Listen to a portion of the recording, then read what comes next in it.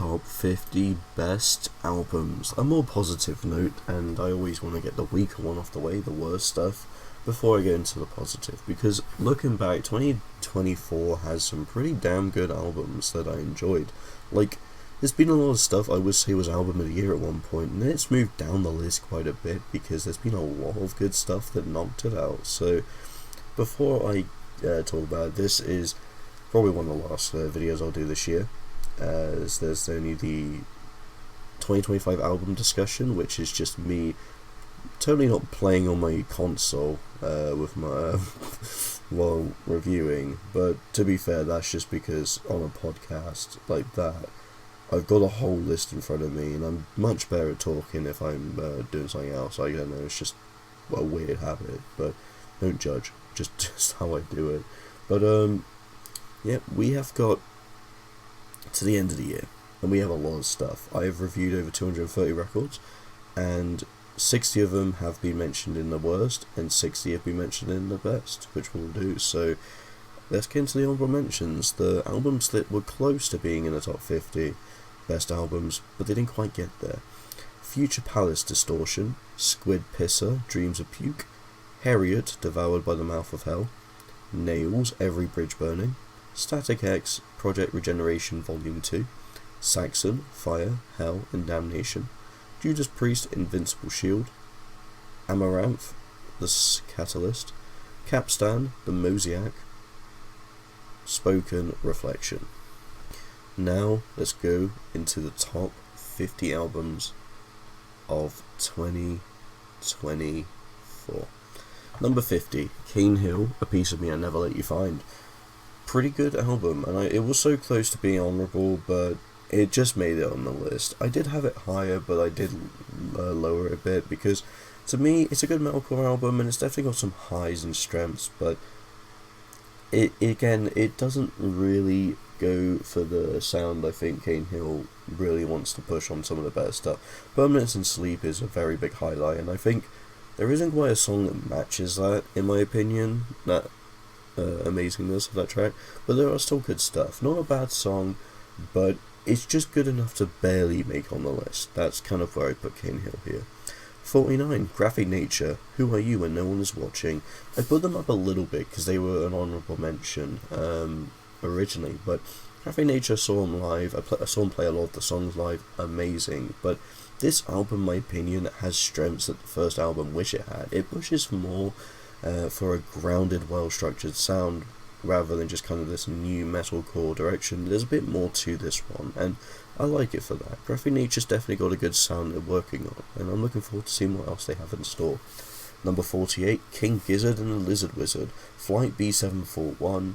It's a blues rock album, but every song is just pretty fun. It's just a silly, fun album to put on. Definitely not the best the band's put out, because frankly, Petrodragonic Apocalypse, it kicks this completely to the ground. But I'm looking forward to the 10 songs that did make the cut, because there's a new album basing on 10 songs that did make this record that are playing with orchestral instrumentation, which I'm looking forward to.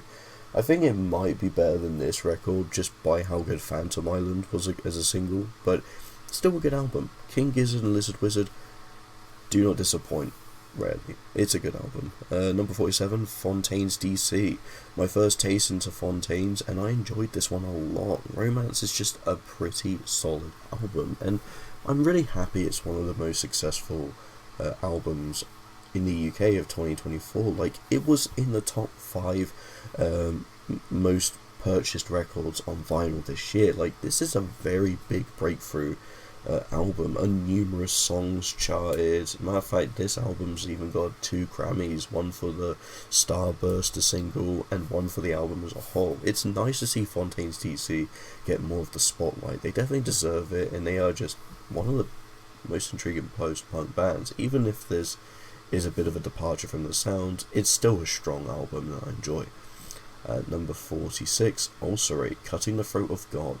It is a great death metal album that I enjoy a lot. It's heavy, it's gritty, and there's not a moment that drags on. It's just a nice experience, but frankly, I kind of wish I enjoyed it more, because it's definitely an album I know a lot of people put top on their list, but I have it near the bottom of my top 50. Still a good album, there's just been a lot of stuff I've preferred though. Number 45, New Dad, Mardra. A good debut record that plays into the kind of lo-fi, shoegaze, pop, indie rock sound that's really nice to hear. There's some very good stuff on this. Start to finish, it's just nice. It's a nice dreamy record. Yeah, pretty much enjoy it. The first two tracks, easily the highlights. Sickly Sweet and Angel are just definitely some of my favourite songs on this. So I'm happy that these are the bigger tracks because these definitely feel like songs I'd recommend to someone who wants to get into New Dad. I love them. Number 44, Era, Cure. I didn't like this one as much going into it, but it's definitely grown, and it definitely shows how Era, while they can be experimental, still manages to bring in their strengths to this. So many good songs I enjoy, like Blue, Reverie, Cure's a good song as well. Crawl Backwards Out of Heaven is definitely a fun single. I haven't quite enjoyed the non-album singles as much, but I do think this album still has a lot of good stuff, and not really anything that feels like it drags on. But yeah. Number 43, Magnum. The last record by Magnum, it looks like, because the band did not want to depart without the guitarist who passed away. Oh yeah, it's Here Comes the Rain, because I didn't say the title. It's a good album to end on. It's kind of one of those albums that had to be the end if they can't continue on. It's not a case of, well, we got an idea to make a finale. It's kind of a forced finale. But if it's the last Magnum album, still a good note, some pretty good songs I enjoy. I quite like this one, and the legacy of Magnum will not be forgotten. It's definitely a very influential progressive rock band with a lot of fun elements. So it's unfortunate what's happened, but we can appreciate the journey and time that Magnum's been here, and I'm happy that I get to talk about them before they completely are gone. So yeah, that's pretty good, and I'll take that. Number 42, The Libertines, All Quiet on the Eastern Esplanade. I didn't expect an indie record like this to be up here, but the songs are just really fun in my opinion, and they just take a nice little approach. It feels like The Libertines come back, and it feels like their music hasn't gone anywhere. It has the charm of their older stuff, but it pushes into newer stuff that I enjoy. It's a very strong, concrete, structured indie album that definitely deserves to be on the list. Quite like it. Number 41. I'm not even joking. It's the 41st pick, and I've made sure I've ranked these accordingly. It's not as a joke. This just unintentionally happened. Number 41 is Sum 41. Heaven X Hell. Like, I think there's 40 albums better than it. That's literally not even a joke. Sum 41's final record is still good. It's a very big double album with the Heaven side and the Hell side. The Heaven side plays tribute to their kind of older classic pop punk sound, and the Hell side plays more into the alternative hard rock metal-esque sound they've had. And I think it's nice that they can put the blend of heavy and soft together like that, because if you like the softer stuff, you might also like the heavy because it's not too heavy. But if you like stuff like Chuck, I can definitely see you enjoying Hell, or even like in Heaven. I think it's got a bunch of good stuff on each side, but I kind of wish there was more to Hell that pushed a little bit more. Like Rise Up's great, but I kind of wish we had more uncleans like that, because Derek has definitely got some very good vocals. But yeah, it's still cool. Sum 41's album ends on a high note, and that's all that matters. Number 40, The Chisel. What a fucking nightmare. It's a good album. I like it. It's got this kind of very moody, hard punk rock sound that just works, and I think it's nice that this kind of feels like I just enjoy how chubby Charles is the guitarist on this, because I think he's definitely got some great hooks, and the vocalist is a good choice as well. Definitely preferred this to Chubby and the Gang's new album, that's for sure. Number 39, Piss Jeans, Self-Divorced. Definitely a fun hardcore punk band. They definitely have some fun elements, and yeah, it's just a fun album all the way through. Definitely has some pretty punchy moments. Number 38, External Dreamscapes. A very underrated band I recommend checking out. And I appreciate you guys for the comment as well. I really enjoyed your record, and yeah, I definitely see the inspiration you have from bands like Vola, Haken and Leprous, but I'm really happy. I think it's a good album and definitely a step in the right direction. And it's cool that you had Asger as well help with some of the stuff. He's definitely a very good producer. 37, Enterprise Earth, Death and an Anthology. A very interesting deathcore album that plays more into metalcore territory. It's just soft to listen, but the songs still feel like they kick absolute ass, and that's all that matters. It's a fun time. That's all you need. 36, Wheel, Charismatic Leaders.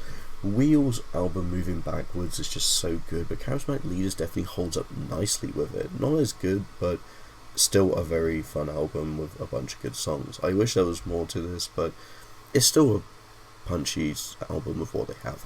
Number 35, Darkest Hour, Perpetual Terminal. I don't know if I'd put this one low on the list per se now, but I do enjoy this one quite a bit still. It's definitely got some fun songs, not a weak track in fact. I think Perpetual Terminal is probably one of the more concrete Darkest Hour experiences you can have now. It's definitely feel like the band's managed to pick out the better stuff of their sound, and I appreciate that. Number 34, Avrilize Freaks, a good debut record I enjoy. I almost got to see this band live, but I also almost forgot to get the tickets for Unprocessed. Sorry, wait. I almost didn't forget to get the tickets for Unprocessed. I'm pissed off by that because, fuck's sake, the new album kicks ass, and Avrilize is a good support act. But oh well, you win some, you lose some. Freaks is good, by the way. I like how they experiment with some of the sax elements and jazz elements they bring in. It works nicely. Number 33, another debut metalcore album. Bloom Maybe in Another Life. This one goes also for a melodic hardcore sound that's beautiful. I think this album has some very creative moments, and I like it start to finish. Some really good songs like An Exit is definitely one of the highlights I have for this one. Really good stuff. 32, Darth, the Deceivers.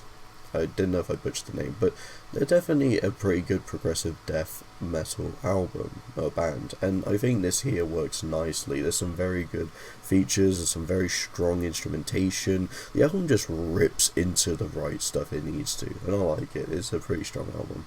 Number 31, The Cure, Songs for the Lost World. The Cure definitely went up this list. They were low on the list, like 40th, but then they've gone to 31st. It's just an impact The Cure have. The Cure is just a very influential, very monumental, iconic band, and with an album like Wish, they definitely deserve to be a very iconic band that's just definitely influenced others, and this album shows that even despite how long it's been since the previous record, they can kick ass. This album was so big, it got silver in a few weeks after coming out, and I'm happy it was a number 1 UK record. Definitely my favourite number 1 UK record this year by far. Number 30, Atrophy, Asylum. This is the third album from a band that's been going since around the 80s, maybe even the 70s, I'm not sure, but it's been such a long time since we've had stuff. We've had an album around the 80s or 90s, we had an album in the 90s, and nothing until 2024. Where have you guys been keeping this? Because this shit is good. Atrophy's Asylum is an amazing record. It's a very good thrash metal album that has so many fun components to it that I really wish this band would release more shit. I really do. This could be the last album. You never know. Number 29, Infant Island, Obsidian Reef. A really good death black gaze record. I was going to say death gaze, but it's black gaze. Definitely puts some of the perspective of how Death Heavens has some very good stuff on, like Sunbather. I enjoy Obsidian Reef. It's just so gritty, and just the instrumentation is just magnificent. It's a very, very well crafted record. Number 28, Foxblood, Whalefall. Foxblood and Whalefall is amazing. It took a while to make this because some of the singles have been out for years, and they eventually compiled it and put it onto a record. This might be the last thing from Foxblood in a while, but if that's the case, it's still a really fun album. And I think this Grief and Mercy Killing or Sleep, or whatever the album's called, I think it's the Sleep one. Yeah, this definitely holds up much better than that. I enjoy this one quite a bit. Pretty good album. Number 27, Pearl Jam, Dark Matter. Pearl Jam's comeback, much better than Gigaton and some of the other stuff in the more recent time. This is a true comeback. It's not the grunge sound that the band's most prominent for on the 10 record, but this is insanely strong. This definitely has so much strength. Like, Dark Matter as a single was just incredible, and I love how they've got this more focused hard rock sound nailed down, and Eddie Vedder's voice still kicks ass. yeah, Pearl Jam's kicking it, and I'm happy. Dark Matter was definitely a big album, and I enjoy it for that. Number 26, Ingested, The Tide of Death and Fractured Dreams. A very good sort of progressive death metal album, or just a more of a sort of deathcore in some way, but it's mainly death metal they focus on here, and I love it. Ingested is just so gritty into what it's going for, but I think it works really nicely in that area, and there's some very good experimental moments that definitely make this feel more original than a lot of the stuff we've had around this point. It may not be Ingested's best work, but The Tide of Death and Fractured Dreams still kicks ass, and is my highlight in their discography. Number 25, Void of Vision and What I'll Leave Behind.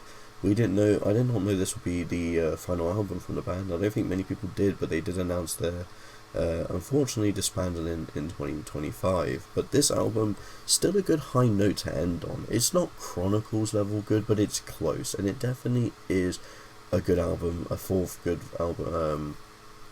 Definitely one of the better fourth albums in the band's career. It's definitely a high note still. Lots of fun songs, lots of good electronic metalcore elements, electronic-core to an extent, but mainly metalcore. Such a shame what's happened to Void of Vision, but yeah, I think this is really good album.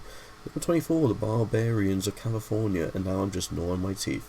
So, Aaron Bruno, I believe the voice of A Wall Nation, has made this as a new side project. And he's always had a passion for metal. He's always given very harsh vocals in some of Wall Nation tracks here and there, but this is just him going all out with some of the most original ideas he's had yet. Like, this is one of the more promising sort of side projects he's had, and if this is the way they're going, I'm happy with this. The Barbarians of California kicks ass with this one. Very strong record. 23, Like Moths to Flames, The Cycle Trying to Cope. Very personal and very strong metalcore album. Nothing else to say. I'm looking forward to seeing some of the stuff live next year, supporting Silent Planet, but a lot of good songs. Nothing feels weak. Number 22, Touche Amore, Spiral in a Straight Line. It is incredible that they've still managed to just continue going the way they have in their sound, and this is definitely a band that you have to be in a certain mood for. Normally, if you want to listen to something more depressing, this is it. Touche Amore is one of the most personal post-hardcore bands, but this music is insanely good. There are so many good moments, and not one feels even lackluster, and I'm happy that Touche Amore have released this, because every track kicks ass. It's a very, very concrete listen, and definitely one of the top albums of the year, even though it's 22nd. It just shows you how good the albums have been this year. 21, Yard Act, Where's My Utopia. This went from being like low on the list to quite high up. Yard Act has grown on me so much. It went from 3.5 to 4. That's how strong it is. This album is just so good, and I think it beats the Overload just quite a bit. There's a lot more funk and dance rock in this that I really enjoy it. There's a lot of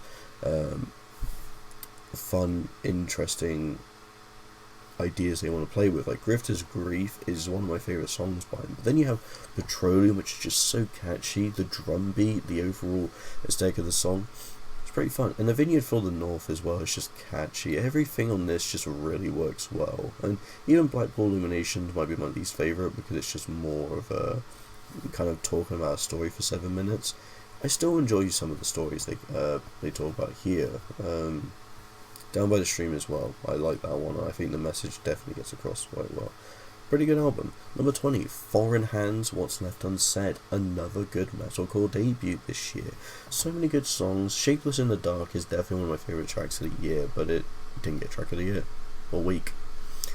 That's a shame, but Foreign Hands just did not disappoint at all. This album is just banger after banger after banger, and Foreign Hands' ideas and they want to bring to the table are just very refreshing for the genre. I enjoy it.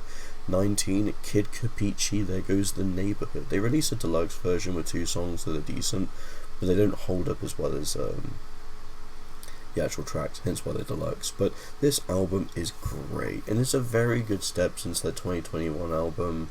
I think it's called The New England, or it might have a different name. That might just be the single. I can't remember as of when I'm recording this, but Kid Capici, Lego Snape Hood is just so strong. So many fun songs like Artillery, Subaru, Zombie Nation, 999, Tamagotchi, Let's Get to Work, Get Down. There's so much good stuff, and it's all catchy too. It's fun.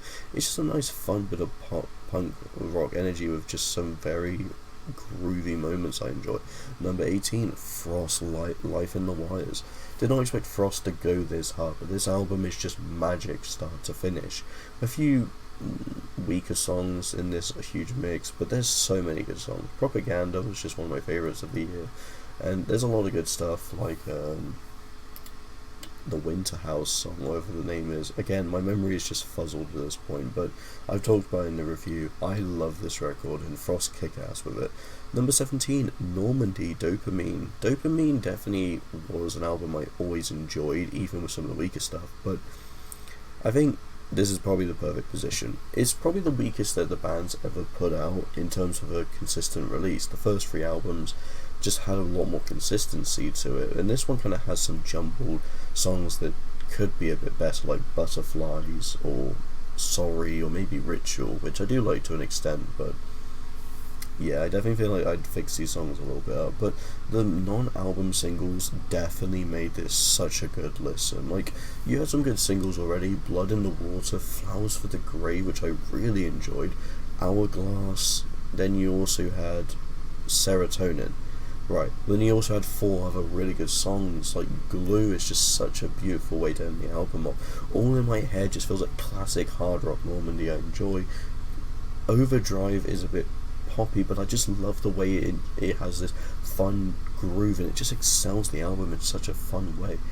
And Colorblind, this is just one of the best songs they put out. It's definitely an album that even at their weakest, the band's still doing what they do well, and I appreciate that. Dopamine kicks ass.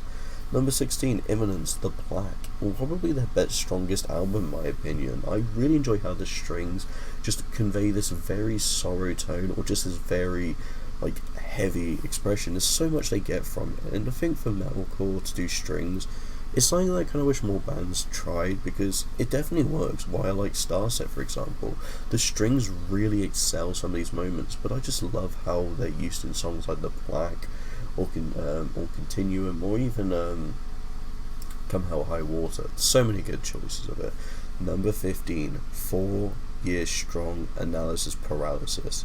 A very fun album that plays into the pop-punk easy-core sound, but there's so many good songs: Uncooked, Bad Habit, Aftermath, Afterthoughts. They're just all so much fun in my opinion. There's like 1 or 2 songs I kind of change, but even stuff like Roller Coaster is just so good. It is a fun album I enjoy a lot. Number 14, Boundaries, Death is a Little More. A very strong metalcore album. Everything on this is refreshing, and it makes sense a lot of people like this one. It deserves to be quite high up. It's a fun record. Nothing else to say about that. Number 13, Casey, How to Disappear. Melodic hardcore, done really well. A beautiful record. One that just really definitely starts off the year in a very strong way. This was at one point I think my album of the year, but it did change. It's a very fun, very beautiful record. Personal one, and it can have some sort of personal moments that definitely might not be everyone's cup of tea, but I just love the way it is. It's just a really good album. Number 12, Evergrey, Theories of Emptiness. Don't know if I put this one too high, but even if it does sound very similar to what they've done previously numerous times, I love the way that some of the songs are orchestrated, like Falling Away. I can't remember it sounds embarrassing, I've forgotten 3 things on the spot. But Cold Dreams with Jonas Rensky is very good. I just like the track list a lot. Every song works, but there are some that just stand out, and I'm happy we have the singles we do, because they're definitely my favourite songs. Number 11, just knocked out of the top 10, CE Space Cowboy, Coup de Grace. This is great. I think the kind of I guess it's MySpace core they get listed as, but if you want to give them a proper genre, they play into the kind of post-hardcore metalcore with some emo elements, and I enjoy how this album's structured. So many fun, bouncy songs, and I think the features on this are all very good and utilised well, even Kim Dracula. Now we're into the top 10, the 10 best albums of the year that I've been looking forward to. So at number 10, we have Caligula's Horse, Charcoal Grace.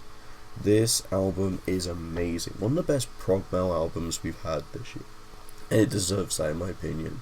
Charcoal Grace is just such an experience that I really want to capture for the first time again. So many good songs, and in my opinion, it's definitely not some of the most genius writing of the band. I don't think it's as accessible as what they've done before, but that's where they really let the creativity flow from. Tracks like Golem, the Charcoal Grace 1 to 4, are an example of how different this album is from what we had previously. I just like the energy. It's got harsher riffs and it's got some very fun moments. Just a good album from start to finish. I really like this one.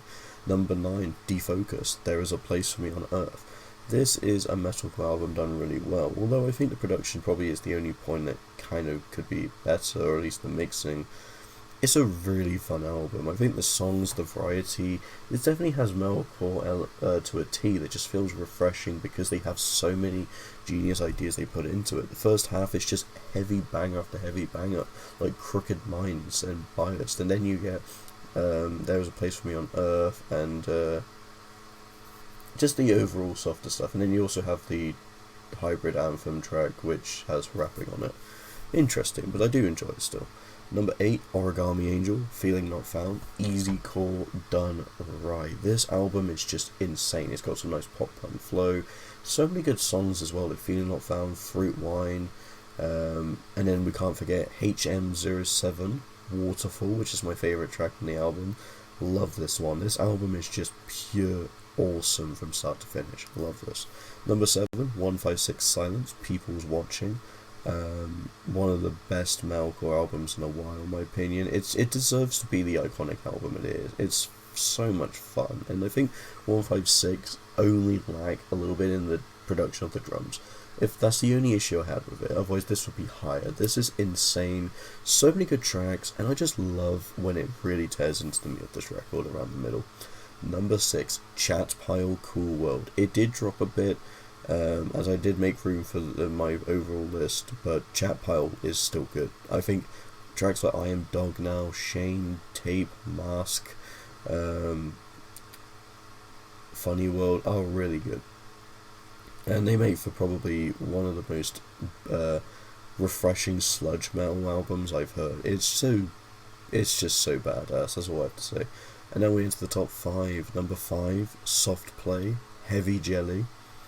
Soft Play, kick ass. Rebranding from Slaves to this worked, and I think every track works. It has this very complete, heavy, gritty punk that just feels so awesome. A lot of tongue-in-cheek humour as well. I mean, there's songs about when the bins leak and you have juice everywhere around your house. You got worms that are on your tarmac that piss you off. You've got a song about watching John Wick. You've got a song about having to change your name from Slaves to Soft Play, or just having to change your name because of the connotations of the term slaves. Then you also have a song about you working out. You even have a song about people on e-scooters pushing past you and annoying you. Like, if that's what a lot of the songs are on this album, no wonder it's one of my favourites. It's just tongue-in-cheek British humour in a very well-constructed manner. I love it. Number 4, Earth Tone 9, In Resonance Nexus. Earth Tone 9's comeback. They did have an album this a few years back, but then they didn't really release much. It was basically very weird how often they released. They just had a big break and then started releasing more. But this is like the true return to their sound. I really enjoy how every song is crafted. A very good alt metal band that every song is so strong and holds up really nicely. Just barely out of the top 3, but it really had a good shot. Number 3, Vola, Friend of a Phantom.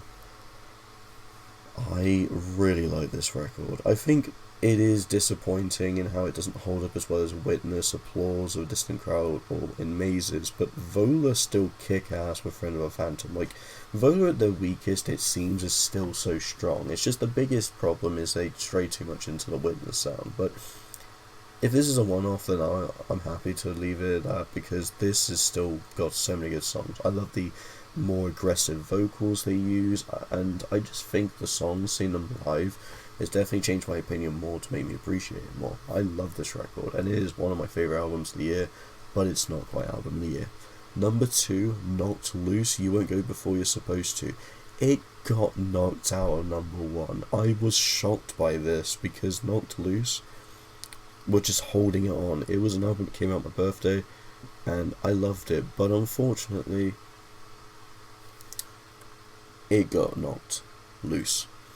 Nonetheless, though, it's a very fun record. Vocals are definitely something that are more for up to preference. If you don't like the what you call the Mickey Mouse screams, then they're not really going to be for you. But the instrumentation is just so rampant, and the change between everything is just immaculate. It's definitely a strong record.